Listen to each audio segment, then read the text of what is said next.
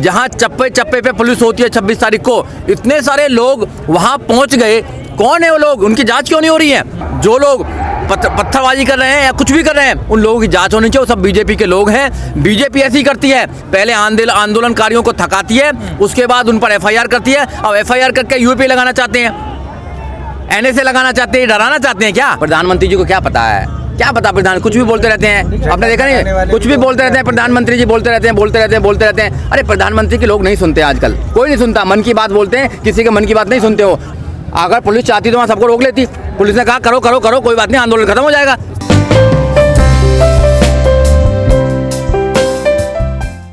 President है और जो प्रधानमंत्री हैं वो अपने मन की बात सुनाते हैं, जनता की मन की बात नहीं सुनते हैं। तो अब जनता ने भी उनके मन की बात सुनना बंद कर दिया है। जैसा वो करते हैं 2014 से आज तक जो करा उन्होंने, पहले उन्होंने SC/ST एक्ट को डाइल्यूट करवाया, तो वहाँ पर 13 लोगों को शहादत देनी पड़ी और लाखों लोगों पर FIR हुई।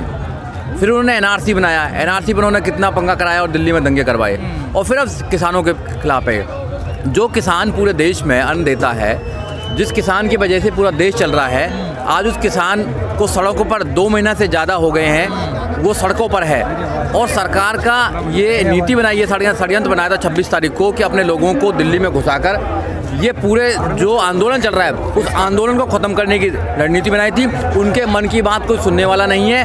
अब जनता के मन की बात प्रधानमंत्री को सुननी पड़ेगी, सरकार को सुननी पड़ेगी। अगर सरकार जनता के मन की बात नहीं सुनेगी तो फिर ये जनता उनको उखाड़ कर फेंकेगी 2022 में और 2024 में। प्रधानमंत्री कह तो रहे हैं 1 कॉल का फासला है बस हमारे बीच। अच्छा, 1 कॉल का फासला है। 70 दिन तक लोगों को तुमने यहाँ पर परेशान किया, 100 से ज़्यादा शहादत हो गई हैं। कितने लोग यहाँ बैठे हुए हैं अपने घरों को छोड़कर।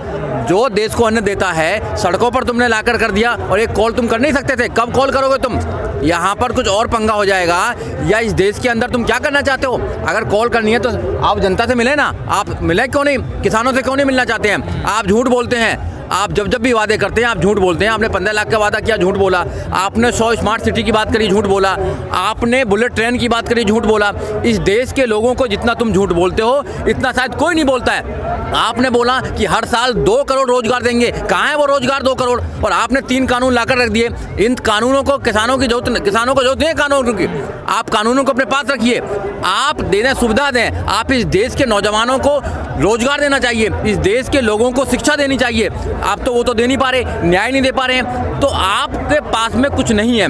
अगर कोरोना नहीं आता तो इनको पता लगता पूरे देश को कि GDP कितनी नीचे चली गई है। कोरोना ने सारे इनके जो दाग हैं वो धो दिए हैं। अब ये क्या करना चाहते हैं? देश के किसान को भी ये गुलाम बनाना चाहते हैं। आज मौका है, पूरे देश के लोग बाहर आए हैं, किसान बाहर आए हैं, क्योंकि किसान देश को अन्न पैदा करता है, किसान देश को चला रहा है। अगर किसान को मजदूर बना दिया जाएगा, कॉन्ट्रैक्ट फार्मरिंग करी जाएगी, तो फिर कुछ बचने वाला नहीं। इस देश के अंदर कुछ बचने वाला नहीं। वोट तो दे रही है ना जनता, वोट जनता दे रही है। उनकी आंख खुल गई है। जिनको वोट देकर राजा बनाने का काम किया, प्रधानमंत्री बनाने का काम किया, आज उन्होंने सड़क पर लाकर खड़ा कर दिया। जो सड़क से लेकर संसद तक की लड़ाई लड़ते हैं, आज उनको उनके साथ में क्या हो रहा है? पुलिस डंडे मार रही है उनको। और अपने लोगों को बीजेपी छोड़कर 26 तारीख को दिल्ली के अंदर सारी व्यवस्था को तहस नहस कर देती है। जिस दिल्ली के अंदर दिल्ली पुलिस देश की सबसे अच्छी पुलिस मानी जाती है, जहां चप्पे चप्पे पे पुलिस होती है 26 तारीख को, इतने सारे लोग वहां पहुंच गए। कौन है वो लोग? उनकी जांच क्यों नहीं हो रही है?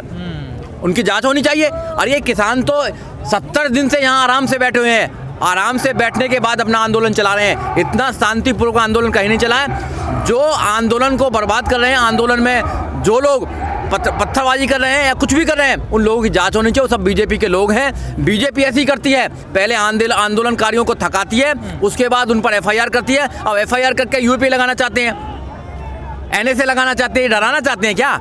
ये जेलों से डराना चाहते हैं? ना तुम्हारी जेलों से डरने वाले हैं, ना तुम्हारे किसी डर से। तुमने बहुत यूपी लगा लिया, कुछ भी कर लीजिए। यहाँ का जो किसान है वो खड़ा है, नौजवान भी खड़ा है। जब तक किसान और नौजवान खड़ा रहेगा, आपकी ये तानाशाही सरकार नहीं चलेगी। अगर सरकार चलानी है तो आपको लोगों के लिए काम करना पड़ेगा। सरकार लोगों के लिए काम करने के लिए होती है। सरकार सिर्फ अपने जो आदेश है उनको थोपने के लिए नहीं होती है। तो अपने आदेश थोप दीजिए। इस देश के अंदर डेमोक्रेसी है, आपने डेमोक्रेसी को खत्म कर दिया है। आपने मीडिया को खरीद लिया है। जितनी भी चाटुकार मीडिया है वो किसानों के विरुद्ध में दिखा रही है, सारा काम कर दिया। क्या किसानों ने कौन सा अपराध कर दिया? किसान देश में अन्न पैदा करता है तो कोई अपराध करता है क्या? किसान रात दिन खेतों में लगा रहता है, रात को खेतों में पानी देता है, क्या कोई जुर्म करता है क्या?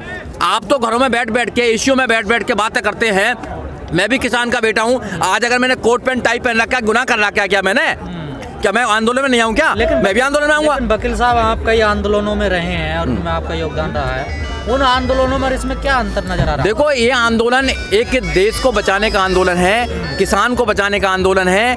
क्योंकि कॉन्ट्रैक्टिंग फार्मिंग जो है, अगर आप कॉन्ट्रैक्ट पे फार्मिंग कराओगे तो आप उन पूंजीपाती लोगों को दे दोगे जो पूंजीपाती जो लोग हैं, जो और चीज़ों को प्राइवेट कर रहे हैं। लेकिन सरकार तो कह रही है आधुनिक बनाएंगे, किसानों को मजबूत क्या करेंगे। और चीज़ दे देना। आज भी देश में डाटा डाला है, गूगल डाल के देखिए, 19 करोड़ लोग रात को भूखे सोते हैं। 19 करोड़ इंडिया के अंदर रात को लोग भूखे सोते हैं। कौन है वो लोग जो 19 करोड़ लोग रात को भूखे सोते हैं? आप डालें, गूगल डालें जरा। है, हम सोने की चिड़िया बनाना चाहते हैं? अरे लोहे की चिड़िया उसको रहने दो मेरे भाई, सोने की चिड़िया क्या बना रहे हो? देश को लूट लूट के तुम्हारे लोग बाहर ले जा रहे हैं। देश को लूट रहे हो आप देश को लूट रहे। एक खेती बची है जिससे हम लोग अपना पेट भरते हैं, तुम उसको भी पूंजीपतियों को देना चाहते हो।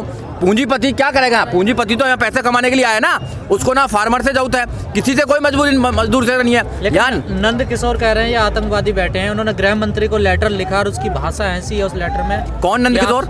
जो लोनी के विधायक। अच्छा, विधायक जो साहब हैं। हाँ। देखो, विधायक साहब नए नए अभी विधायक बने हैं, उनको नए नए मोदी जी भक्त बने हैं। भक्तों के बारे में मैं ज़्यादा बात नहीं करता हूँ, वो अपना इतिहास जाने पहले।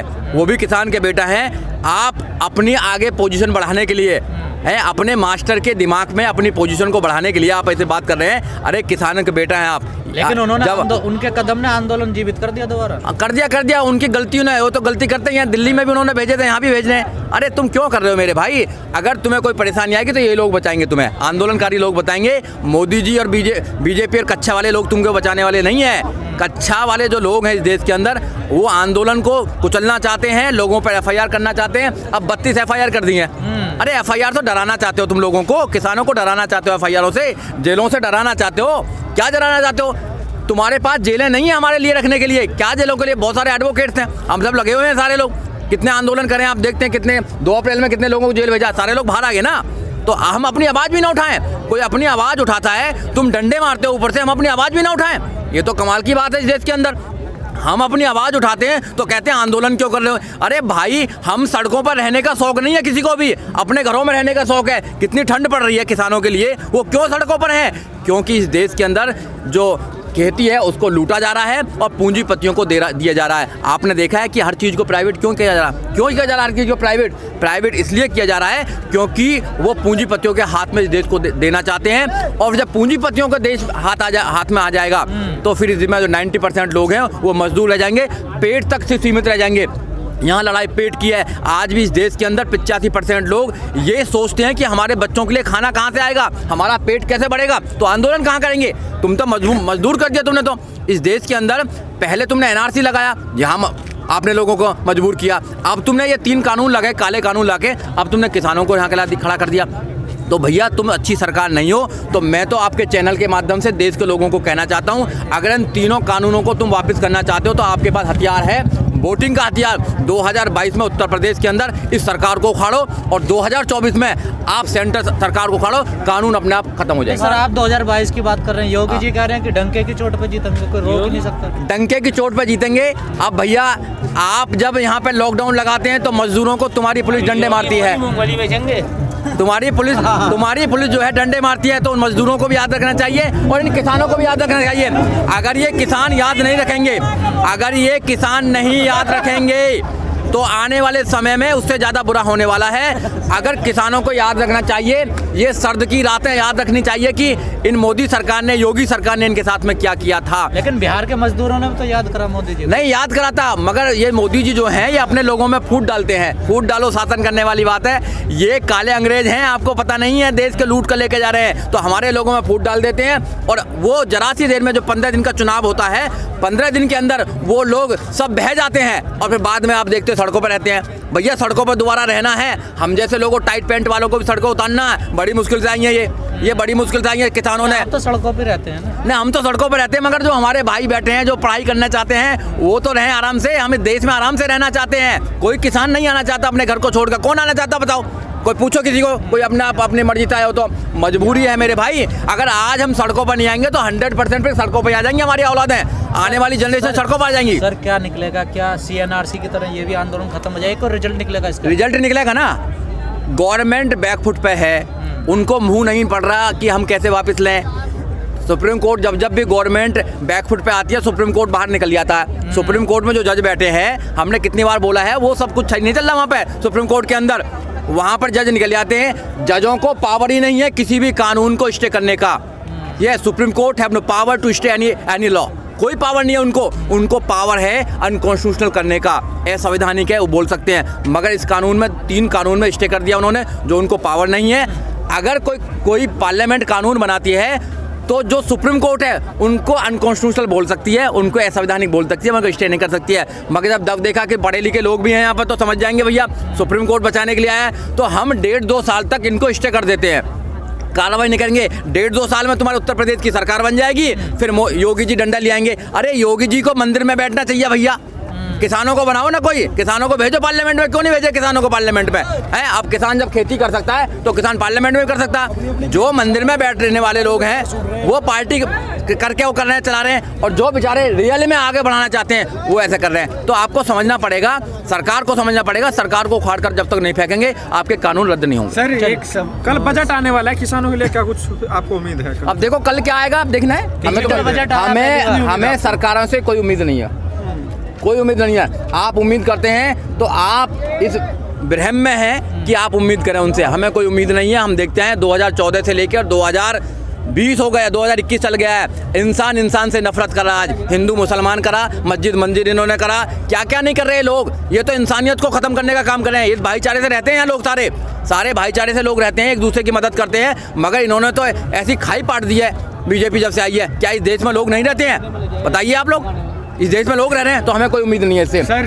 क्योंकि एक चाय बेचने वाला प्रधानमंत्री बन सकता है, मन की बात में तो किसान का प्रधानमंत्री नहीं बन सकता क्या? कि तिरंगे का अपमान देश नहीं सहेगा, और एक तरफ किसानों से वार्ता भी करना चाहती है, तो क्या कहना चाहिए? सबसे पहली बात तो देखो, तिरंगे का अपमान कहाँ हुआ है? तिरंगे का कोई अपमान ही नहीं हुआ, कोई अपमान नहीं है। सारे तिरंगे लगे पड़े हैं यहाँ पे। उस दिन भी तिरंगे का कोई अपमान नहीं हुआ है। वो पोल जो था उसमें पहले कोई झंडा नहीं था, क्योंकि 26 जनवरी को वहाँ पर आपका जो इंडिया वो है आपका लाल किले पे कोई झंडा नहीं फहराया जाता, कोई झंडा नहीं। 15 अगस्त को फहराया जाता है, तो वहाँ पहले ऑलरेडी जो झंडा लगा हुआ था वो लगा हुआ है।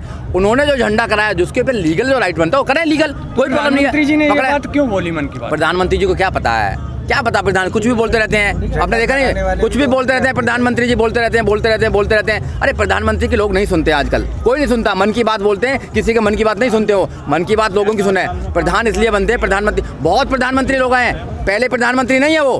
प्रधानमंत्री आते रहते हैं, जाते रहते, देश फिर भी रहेगा, देश अखंड देश रहेगा, देश खत्म होने वाला नहीं है।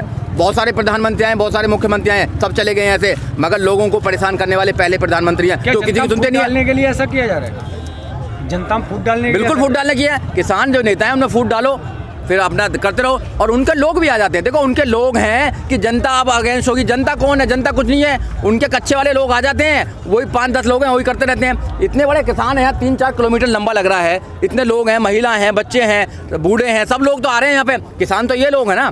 आंदोलन तो यहाँ मोदी जी एक बार आए ना घूमने को, कितने 10 किलोमीटर दूर तो रहे यहाँ से 10-5 किलोमीटर दूर तो रहते मोदी जी, यहाँ पे आए घूमने, देख के आए, एक बार लंगर खाएं। यहाँ पे क्यों नहीं आना चाहते बताइए? लल्ला होता है तो चले जाते हैं, लल्ला लल्ली होते हैं तो झुलाने चले जाते हैं, सब कुछ चलने जाते हैं। तो ये देश को पूंजीवादी लोगों को देना चाहते हैं, ये गलत है। आज अगर नौजवान नहीं जागा तो देश के, दुनिया के किसी स्थान पर हमारा देश नहीं होगा। आप लग लें 19 करोड़ लोग रात को भूखे सोते हैं, पढ़ाई में 114वां नंबर है, अनपढ़ लोग ज़्यादा हैं, रोजगारी बिल्कुल नहीं है, सब लोग बेरोजगार है। तो कैसे देश चलेगा? देश ऐसे नहीं चलेगा। सरकारें इसलिए नहीं बनती है, सरकारें बनती है लोगों को एजुकेशन दो, एजुकेशन लेंगे। अगर मेरे को एजुकेशन नहीं मिलती तो मैं भी गांव में पढ़ा होता, मैं यहाँ पर दिल्ली सुप्रीम कोर्ट में नहीं बैठा करता। तो किसानों को, जितने भी लोग हैं, अपने बच्चों को पढ़ाना चाहिए, उनको इन चीज़ों के लिए आंदोलन करना चाहिए। इस आंदोलन के लिए फिर आगे भी आंदोलन करने चाहिए। आंदोलन, वकीलों का समर्थन मांगा है, समर्थन है, पूरा समर्थन है। एक आदमी के लिए हमारी टीम है नीली क्रांति की, उन्होंने कह रखा है जितने भी केस होंगे दिल्ली में फ्री लड़ेंगे। हम फ्री केस लड़ते हैं, आपको पता ही है, सब फ्री केस लड़े जाएंगे। कुछ नहीं है, दिल्ली पुलिस हमारे सामने टिकती नहीं है, कोई नहीं टिकेगी दिल्ली पुलिस। हमें पता है दिल्ली पुलिस क्या करती है, सबसे ज़्यादा करप्ट दिल्ली पुलिस है, और देश के सबसे ज़्यादा जो पुलिस वाले सबसे करप्ट है। बिना पुलिस के लोग अंदर कैसे चले गए? पार्लियामेंट वहाँ कैसे चले गए? लाल किले के अंदर सब पुलिस की जाँच है। अगर पुलिस चाहती तो वहाँ सबको रोक लेती। पुलिस ने कहा करो करो करो, कोई बात नहीं, आंदोलन खत्म हो जाएगा। हम देखा नहीं है, पीछे पुलिस वाले आराम से बैठे थे। बताओ सारे बैठे। तो जब पुलिस की देन है और कुछ नहीं देन है।